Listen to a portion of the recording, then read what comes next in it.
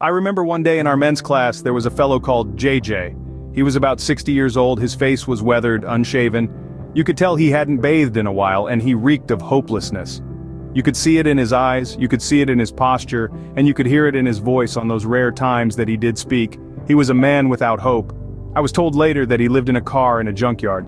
Can you imagine living among junk? I believe that his environment was the external manifestation of an internal self-perception. I live where I live because I am what I am. One of the men in the group would pick him up and bring him to class. We did everything we could to minister to him and lead him to the Lord. He was extremely reserved and never really said anything. He would just come and sit in the class. You could never tell what he was thinking because his facial expression was always somewhat blank, empty, and void of any reason to connect with the group. We could tell he had a drinking problem, but so did some of us while we were in the junkyard of sin. One Sunday, the class discussion centered around fathers. As the class progressed, I could tell that he wanted to say something, but he kept quiet. Toward the end of the class, it was as though he could not be silent anymore. He blurted out and said, "You all talking about your father, what he did and what he didn't do for you, at least you know who he is." I looked at him and could tell that this 60-year-old man was fighting back the tears and he was losing. He angrily said, "At least you know who your parents are. I don't know how mine are because they gave me away."